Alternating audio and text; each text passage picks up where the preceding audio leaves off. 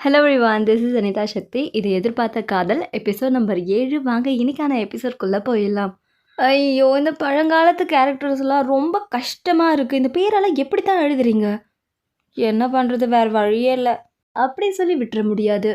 இது என் மூளைக்கு கிடைச்ச சோதனை. இதில் எப்படியாச்சும் நான் வெற்றி அடைஞ்சே ஆவேன். நீங்கள் என்ன சொல்கிறீங்கன்னே எனக்கு புரியல. நம்ம இதெல்லாம் எப்போ தான் சீக்கிரமாக எழுதி கொடுக்க போகிறோமோ? எனக்கு ஐடியா கிடச்சிருச்சு.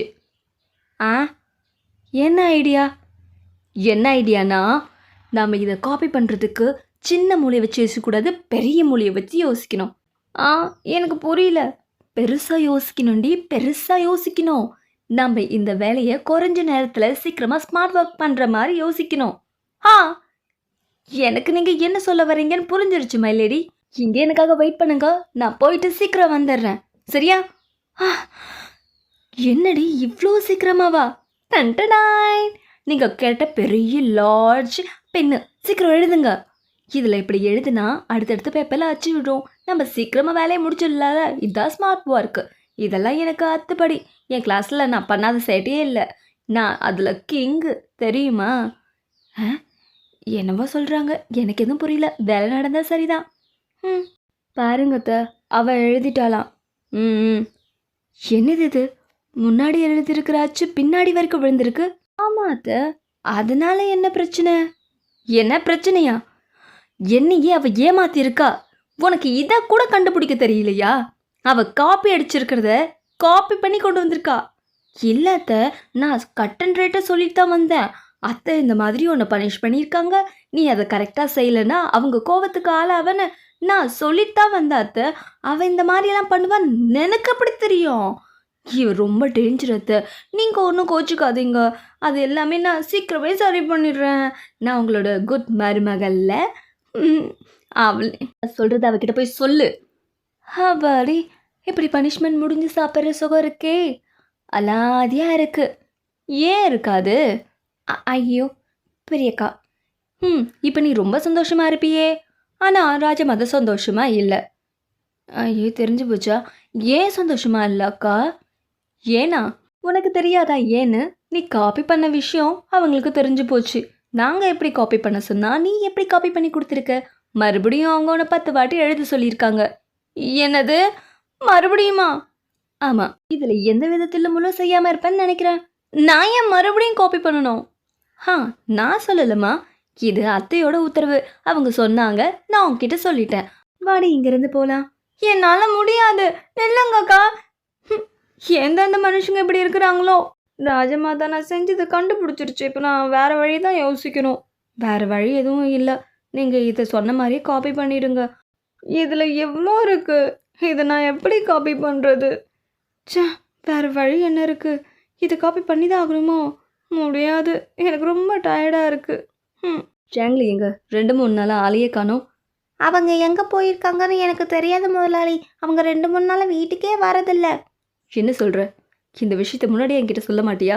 என் பின்னாடி வரதை நிறுத்திட்டு அவள் எங்கே இருக்கான்னு சீக்கிரம் ஆட்களை விட்டு தேடு. அவள் எங்கே இருக்கான்ற தகவல் எனக்கு சீக்கிரம் வந்து ஆகணும், புரிஞ்சுதுல?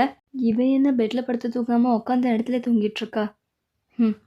இவ யாருன்னு கண்டுபிடிக்கிறதுலையே என் டைம் ஓடிடும் போல். என்னது இது? ஓ, எங்கள் அம்மா கொடுத்த பனிஷ்மெண்ட்டா? ரொம்ப பாவமாக இருக்குது. அட்லீஸ்ட் இவளுக்காக எதையாச்சும் நம்ம ஒரு மனிதாபிமான அடிப்படையிலேயாச்சும் செஞ்சு கொடுப்போமே. லவ் ஒரே ஒரு வார்த்தை சொல்லு சங்கையோ, லவ்யோ. தூக்கத்துலேயும் உனக்கு இதே நினப்பு.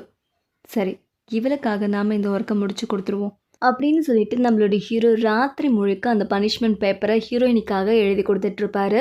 விடிஞ்சதும் நம்மளோட ஹீரோயினி தூக்கத்தில் அந்த முழிச்ச உடனே, ஐயோ என்னோட பனிஷ்மெண்ட்டு ஒன்றுமே எழுதலையே, நான் எப்போ இங்கே வந்து தூங்கினேன்? எழுந்துட்டியா? எதுக்கு இப்போ கத்துற? சங்கையோ, நீ எப்போ வந்த? நீ தான் என்னை தூங்க வச்சியா? அங்கே உன் பனிஷ்மெண்ட் பேப்பர் இருக்கு, எடுத்துக்கோ. எனக்காக இதை நீயே எழுதுனியா? ஆமாம், எனக்காக பனிஷ்மெண்ட் பேப்பரை எழுதி கொடுத்துருக்கேன்னா என் மேலே உனக்கு அவ்வளோ லவ்வா என்ன? காட்டிக்கவே மாட்டேன்ற. இவ என்ன சொன்னாலும் திருந்தவே மாட்டா போல. சுற்றி சுற்றி அங்கேயே வந்து நிற்கிறா. யாரடி உள்ள? மரியாதையா வெளியில வா. ரூபாய், மரியாதையா என் நிலைமைக்கு நீ பதில் சொல்லி ஆகணும். வெளியில வாடி. ஐயோ, அவளா? கதை முடிஞ்சுது. ப்ளீஸ் என்னை எப்படியாச்சும் காப்பாத்த. நீ பயப்படாத, நான் பார்த்துக்கிறேன். ஆ அண்ணாவா? எதுக்காக இப்படி காலங்காத்தால வந்து கத்திட்டு இருக்க? என்ன பிரச்சனை உனக்கு? ஏன் இப்படி சத்தம் போடுற? ம், ம், ம். எல்லாத்துக்கும் உன் பொண்டாட்டி தான் காரணம். அவளே கேளு. என்னது? ரூஃபை காரணமா? சரி, உன் மண்டையில் என்ன வீக்கம்? அது என்ன நெத்தில காயம்? எப்படி வந்துச்சு? அது எல்லாம் உன் பொண்டாட்டி அழுதா. அவளால தான் என் மண்டையில் இவ்வளோ பெரிய வீக்கம் வந்திருக்கு. ஐயோ, ஏதோ நடந்துருச்சு போலையே. முதல்ல வெளியில வர சொல்லு. நம்ம தான் போய் தீக்கிறோம், இல்லைன்னா அவள் உள்ளே வந்துடுவா. அவன் பேச்ச கேட்டு நான் ஒரு இடத்துக்கு போய் சந்தில மாட்டிக்கிட்டேன். அங்கே நாய் இருந்துச்சு தெரியுமா? ஹாய் நாத்தனாரே, அன்னைக்கு இன்ட்ரடியூஸ் பண்ணாமல் போயிட்டோம். இன்னைக்கு காலங்காத்தாலே இவ்வளோ அவசரமாக வந்திருக்கீன்னா இந்த அழகான அண்ணியை பார்க்கவா? அழகானா? முதல்ல என்னை எதுக்கு நாய்கிட்ட மாட்டி விட்டேன்னு சொல்லு. அச்சோ, நான் அன்னைக்கு உண்மையிலுமே பார்த்தது ஒரு நிழல். நாங்கள் நின்றுட்டு இருக்கும் போது என்னை தாண்டி உஷ்ன்னு ஒரு நிழல் போச்சு. அதுதான் உங்ககிட்ட சொன்னேன். அது நாய். உஷி கிஷின் போச்சுன்னு. அது நாய். ஐயோ செங்கையா காப்பாத்து. சாங்லி, நீ பண்ணுறது கொஞ்சம் கூட சரியில்லை. நீ எதுக்கு நடுராத்திரியில் வெளியில் சுற்றிட்டு இருக்க? நீ ஒரு ஃபேமிலி கேர்ள். வர வர உன் போக்கே சரியில்லை. நான் வேணும்னு வெளியில் போகல, ஒருத்தரை மீட் பண்ண தான் போனேன். உன் பொண்டாட்டி தான் என்னை மாட்டி விட்டுட்டா. உனக்கு இப்படியே சொன்னால் புரியாது. உனக்கு சீக்கிரமே ஒரு மாப்பிள்ளை பார்க்குறேன். என்னால் கட்டிக்கலாம் முடியாது. நான் சொன்னது தான். உனக்கு கூடி சீக்கிரமே கல்யாணம் நடக்கும். இந்த மாதிரி சேட்டையெல்லாம் மூட்டை கட்டி வச்சுட்டு இருக்க பாரு. ஐயோ, நீங்கள் எதுக்காக இப்போ சண்டை போட்டுக்கிறீங்க? அண்ணன் தங்கச்சும் இப்படியெல்லாம் சண்டை போடக்கூடாது. நடுவில் ஒரு அண்ணி இருக்கேன். இங்கே வாங்க.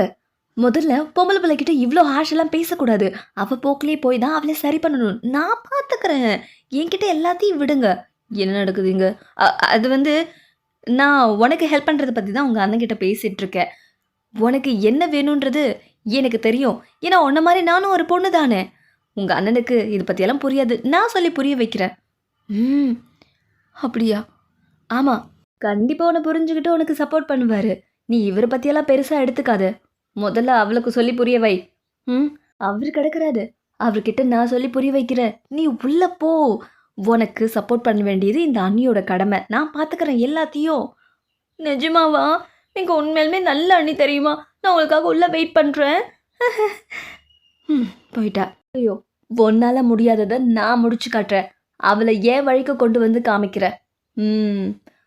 அது சரி, அது என்ன 2 விரல்? 2ம் அரைவேக்காடு சேர்ந்து என்ன செய்ய போதுங்களோ? அனி, டீ குடிங்க. அது ஒரு வாரமாக இருக்கட்டும். ஒரு பொண்ணோட மனசு ஒரு பொண்ணுக்கு தான் தெரியுன்ற மாதிரி நீ எந்த அளவுக்கு அந்த பையனை விரும்புகிறன்னு எனக்கு நீ நடந்துக்கிற விதத்துல இருந்தே தெரிஞ்சு போச்சு.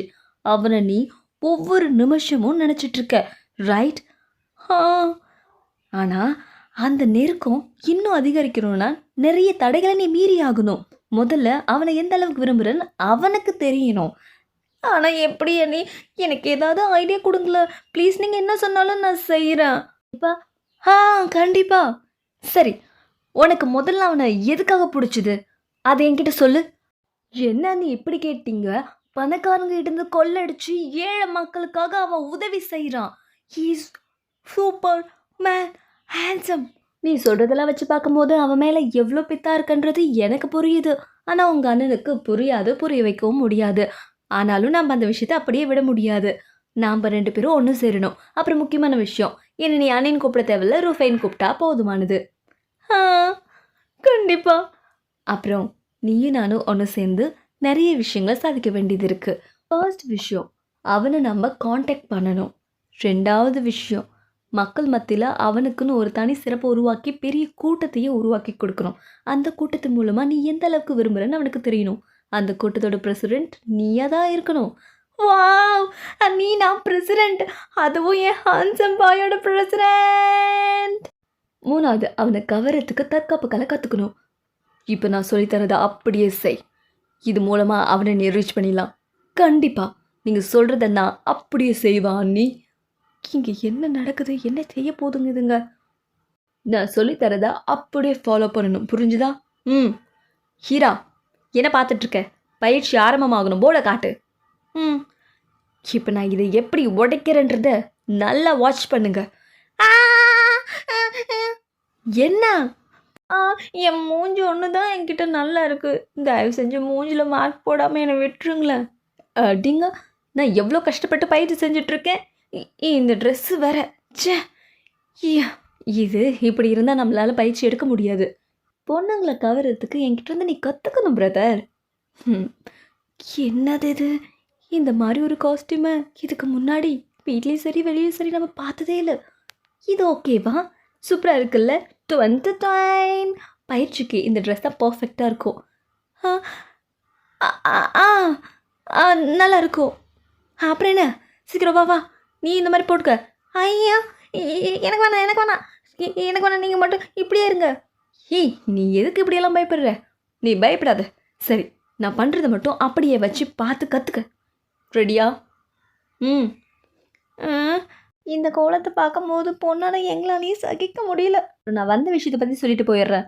அந்த இருக்கான்ல, அவன் இந்த கொள்ளைக்காரனை கண்டுபிடிப்பான்னு உன்ன மாதிரி என்னால் நம்ப முடியாது. ஏன் அப்படி சொல்கிற? இந்த விஷயத்துக்கு கண்டிப்பாக எல்லாரும் ஒத்துழைச்சிங்கன்னா சீக்கிரமே தீர்வு கொண்டு வர முடியும். இதை பற்றி நான் அவங்ககிட்டையும் டிஸ்கஸ் பண்ணணும். வா, நடந்துக்கிட்டே போய் உள்ள உட்காந்து ஷேர் பண்ணலாம். உள்ள? ம், சரி. பாரு, என் கால் எவ்வளோ தூரம் தூக்குதுன்னு. இப்படி தான் தூக்கணும், புரிஞ்சுதா? வாவ், என்ன இவன் என் பொண்டாட்டி பார்த்து வாவ்ன்றான். ஹேய், பார்க்காதடா. பார்த்தீங்களா நான் எந்த அளவுக்கு ஸ்கில்லாக இருக்குன்னு? இந்த மாதிரி பயிற்சியெல்லாம் ரொம்ப கடுமையாக இருக்கும். அதுக்கெல்லாம் நீங்கள் தயாராக இருக்கணும். புரிஞ்சதில்ல? அதோட இந்த எபிசோட் முடியுது. அடுத்த எபிசோடில் மீண்டும் சந்திக்கிறேன். நன்றி. Keep smiling.